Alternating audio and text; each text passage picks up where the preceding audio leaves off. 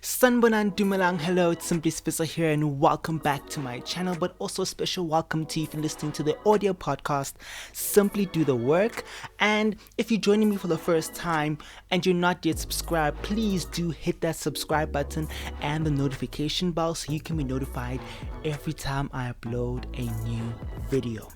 So, before I get into today's matter of discussion, just want to get some admin, housekeeping out of the way, formalities, and first thing, I want to say thank you. Ooh, sorry, bumped the microphone there. I'm a little excited. Thank you to all the people who've recently subscribed to my channel, to people who've been subscribed since day one or whenever you join me. I recently surpassed 300 subscribers and I didn't really acknowledge it, which is kind of just like,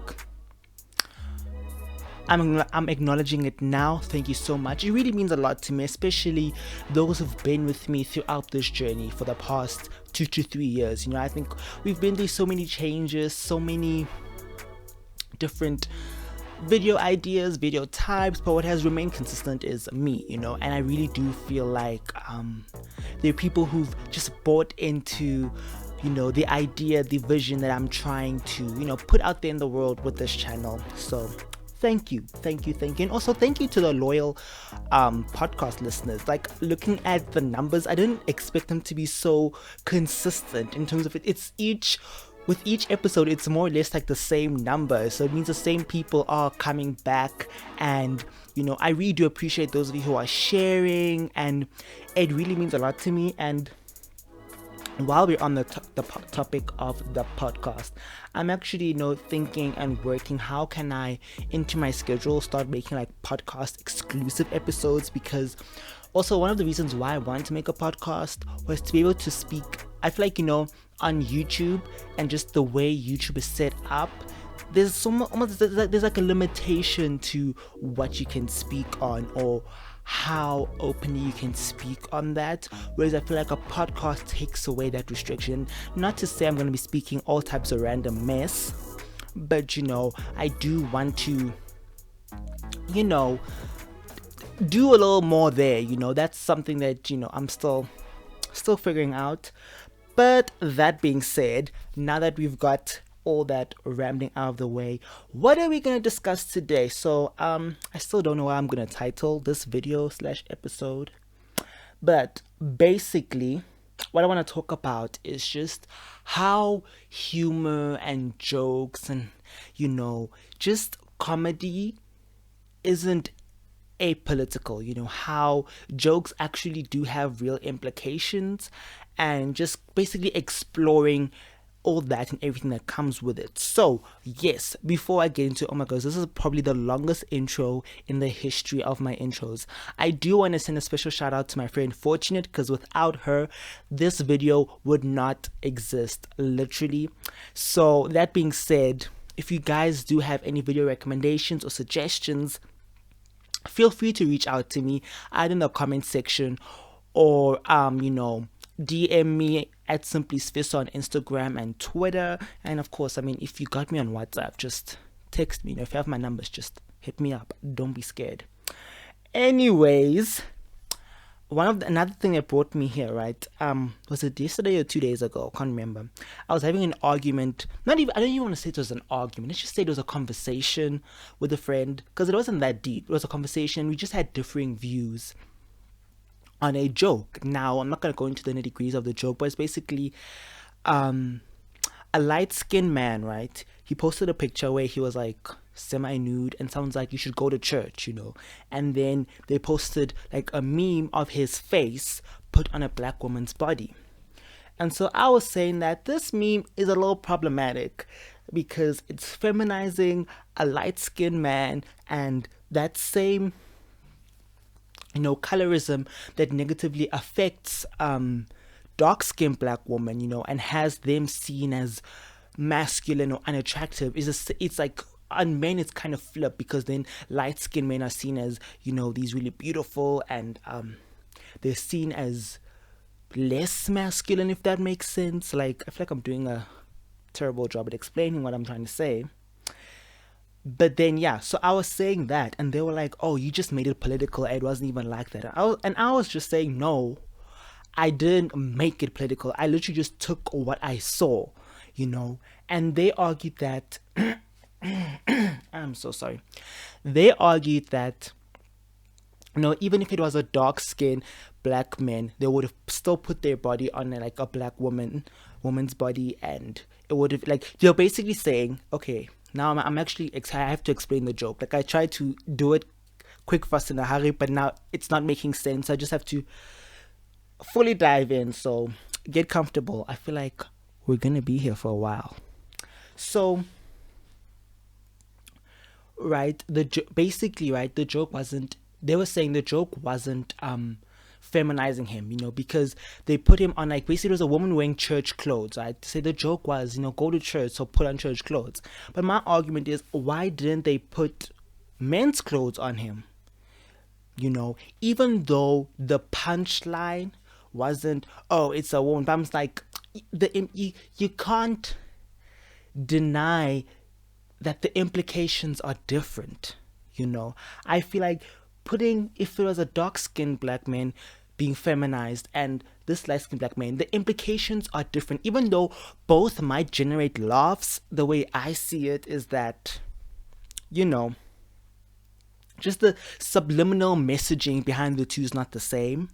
And, you know, maybe I'm reaching, maybe I am reaching, because at the end of the day, sometimes I do think that we've become desensitized. Certain things have become normalized. And so I might come across as being oversensitive because you've been desensitized from that thing. But at the same time, I don't really want to be policing people. I don't want to be like militant about what can we and can we not laugh at. So I think that's what I mean. These conversations, it's not like, my objective isn't to shame anyone for laughing at things, or it isn't to shame anyone from thinking a certain way, but it's to basically sit back and critically think about what is being presented to us. I think that is the thing. Sometimes a joke is presented to us and we don't actually think, what does this actually mean, And also, when people say you're reaching, for me, sometimes the reason why I get defensive, it's like, I don't know, when you say I'm reaching, for me, it sounds like you're saying I sat down and I was just like trying to grasp at straws, trying to nitpick. Because the thing is, for me, it was an immediate response. Literally, when I looked at the picture, I just saw, oh, here is a light-skinned black man being feminized as a black woman, or being reduced to a black woman. And I feel like that statement that I just said is problematic in its own right. Moving on.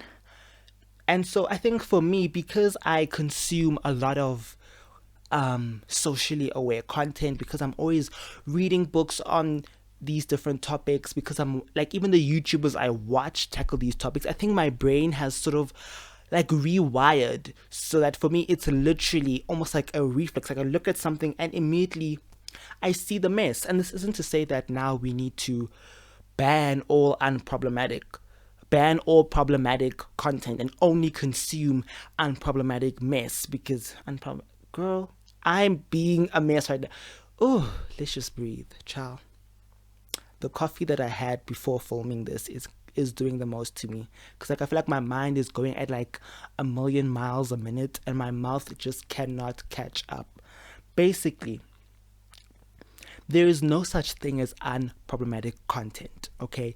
That is just the fact, point blank, period. If you want to get away from problematic mess, if you don't want to see anything problematic from TV, whether it's TV, music, memes, social media, then you need to live in a cave. That is just the truth, because there is mess in everything, okay? Even I myself, I'm messy. I admit that I'm messy. I have been messy, but and this is like something at this point, I feel like I'm a broken record, because I say it all the time.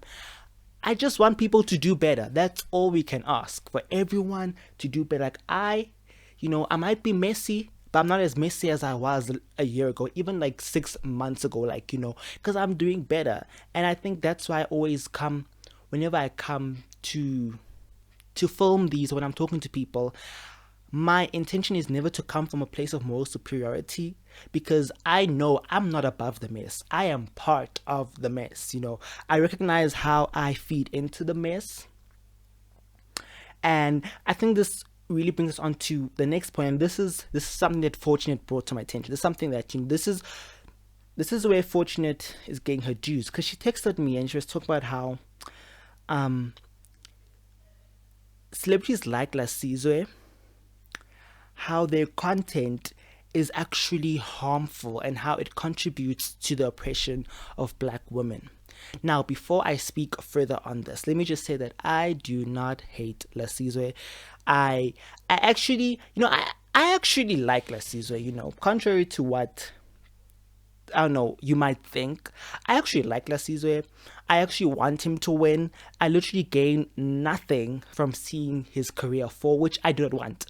If you want someone's career to end, or if you get some type of joy from someone's career ending, or someone, being cancelled, then I think you need to do some self-evaluation, because I recognize, he's still getting paid, whether I like what he's doing or he's getting paid.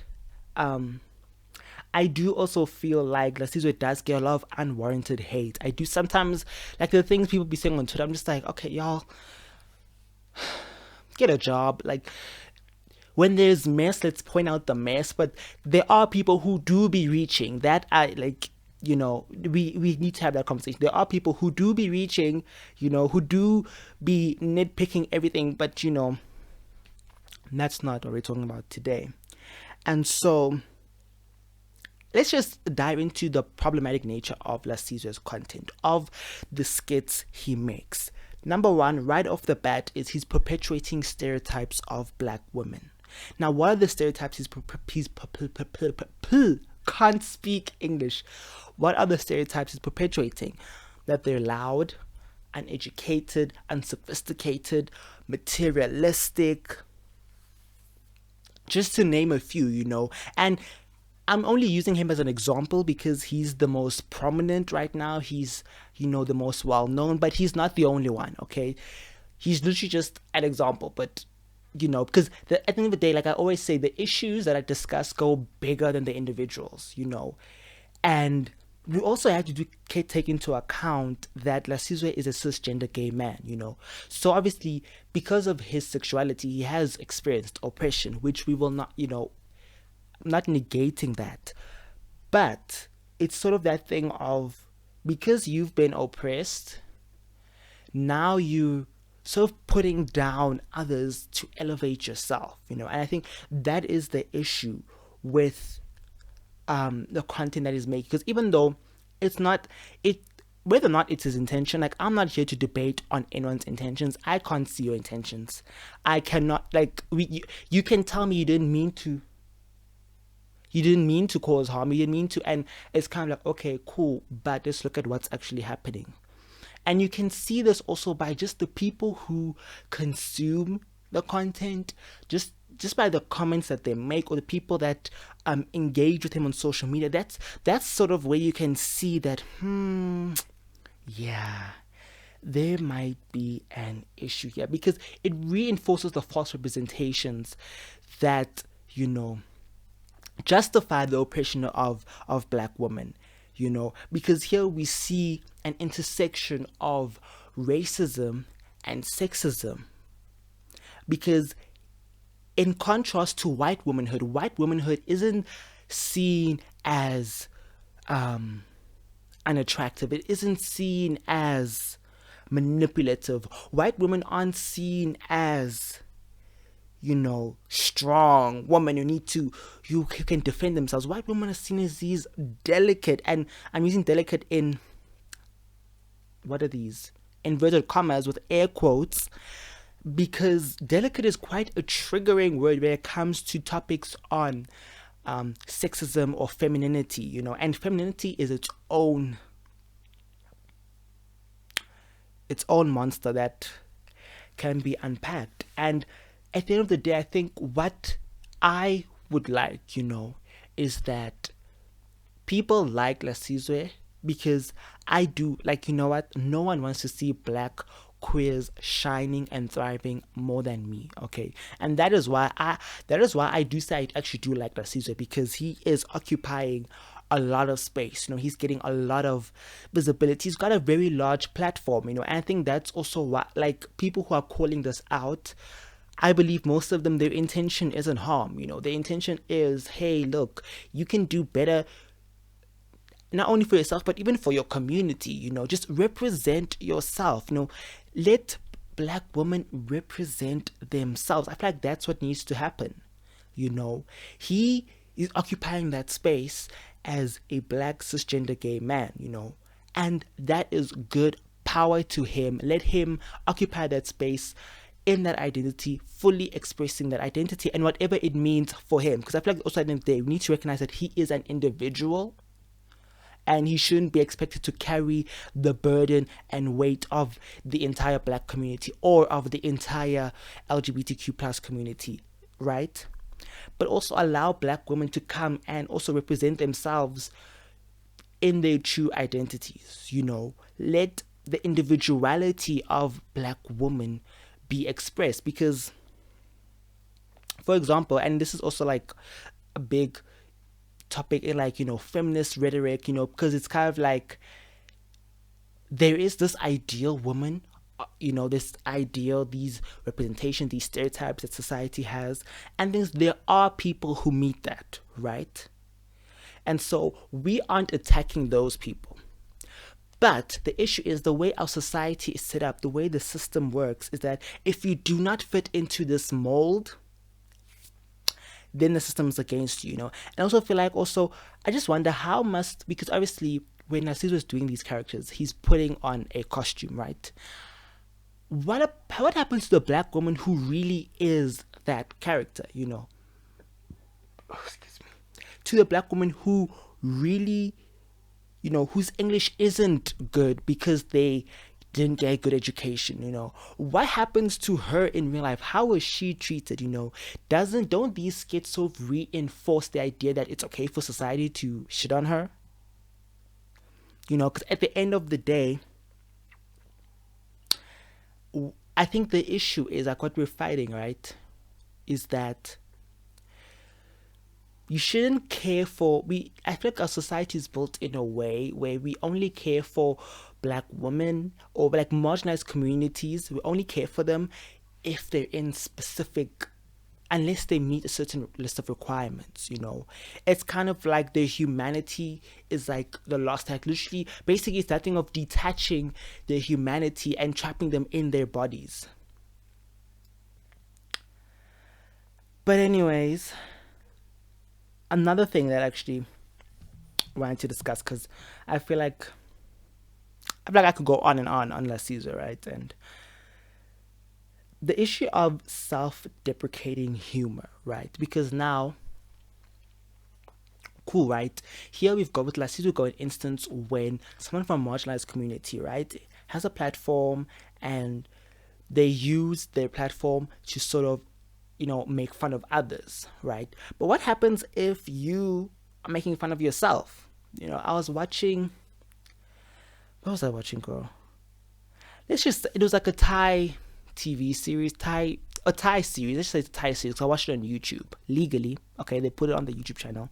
A Thai series, and there were these two transgender women who were on the show, and they kept making jokes about themselves, referring to themselves as men. And I'll be honest, I was cringing at those jokes. I did not find them funny at all.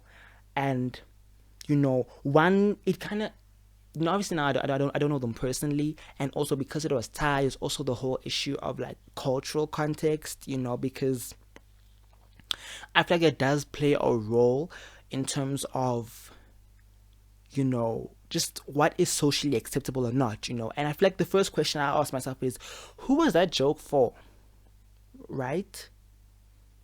Because I think someone who is queer, when they hear that joke, or someone who is empathetic to the struggles of queer people, especially, the transgender community, of gender non-conforming, that kind of joke can be triggering, it can be harmful, I think also first have to understand what is the purpose of self-deprecating humor. Obviously for some people, self-deprecating humor is a way of masking insecurity. You sort of say, I won't let them make fun of me for this. So I'll call it out first so they can't call it out. But for others it can be a sense of once you've overcome it, you've transcended the shame that comes with whatever people used to call you, and now you sort of, you're reclaiming it. There's that element too. But I do think it becomes, you have to ask yourself, is that thing of and this is why they say like self-deprecating humor has, it's dangerous, especially if you're in like a marginalized group, because now when people are laughing at this joke, right, are they laughing with you or at you? Because I think also this is why I asked the question, who was the joke for? Because if that joke falls on the ears of bigots, they take that as, oh, you see, even she calls herself this, so I'm okay to use it, Whereas I think we all do recognize how, there's that thing of, there's certain things that, I can say about myself, like, that you can't. Like, for example, I could make fun of my sister till the sun goes down, but as soon as you say something, it's like, hold up, what are you doing, And I think these are just all just like questions that we need to ask ourselves, because I do feel like sometimes, especially if you're in a marginalized group, once you have a platform and maybe you're in the field of comedy, there's sort of this thing of you downplay your trauma, you sensationalize it, or you package it in a way that it's sort of to make people comfortable. That's why I was even like, again, it goes back to the question of who was the joke for. Was this joke to, as for the trans community, sort of been like, this is what people say about us, but we're not gonna let it get us down?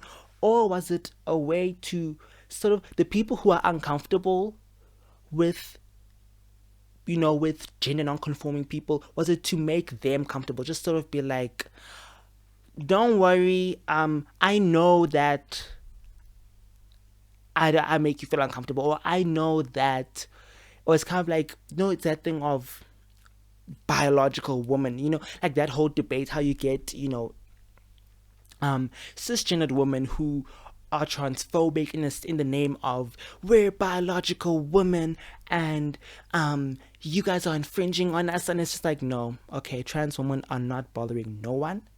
Okay, they just want to live.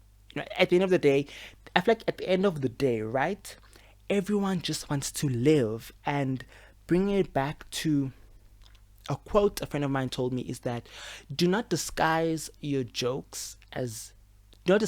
insults as jokes. At the end of the day, I think we do have to sit down and have these conversations about humor and what do we find funny, because at the end of the day, it's political. Okay, if you didn't understand a word I just said, because I feel like I was all over the place as usual, just remember this: everything is political. There's no such thing as an apolitical joke. And when I mean political, I obviously don't mean like government stuff, but I mean colorism, racism, sexism, homophobia, all of these things, or any ism that you can think of, because that is basically our society. Also, if you just understand how humor works and how jokes work, and how, also I do take into account that obviously these individuals have their own individual stories, which I may never fully know or understand, and that is, for them. I'm not here to attack anyone, police anyone, but I do want us to, have these conversations and just start quickly thinking about the things we say, the content we consume, and how it affects people, and also how it affects us. Because at the end of the day, I feel like if you are constantly feeding into, if you constantly consume problematic content, it is most likely going to affect your thinking, and you know, and by consume, I mean just passively consume. I feel like that's the thing. We live in a society where, because we have so much information, we have so many series to watch, so many YouTube videos out there, that sometimes we just passively consume things without even thinking, what actually am I taking in? You know, we see, oh my gosh, everyone's watching the show, let me check it out, or everyone's listening to this artist, let me listen to them, and not actually seeing what messaging are we consuming, you know, because there's this thing of, you know, you determine your environment, but your environment also determines you at the same time, you know. So as if you see that, okay, you know what, something ain't clicking, something ain't right, then take the steps and do better. Do better. Okay? Do better. That being said, thank you so much for watching or listening. I hope you were able to follow through with my mess. Once again, like, this is also kind of why I'm sometimes shook when I see like positive comment or I see people returning. It's like, okay, so I'm actually making sense. Okay, good to know. Thank you. I do appreciate that. So please do let me know in the comment section, or what are your thoughts, suggestions or recommendations, or, you know, reach me out to social media on my various platforms, links in the description. And yeah, on that note, thank you so much for watching or listening. I love you guys so much. Till we meet again in the next one. Bye guys.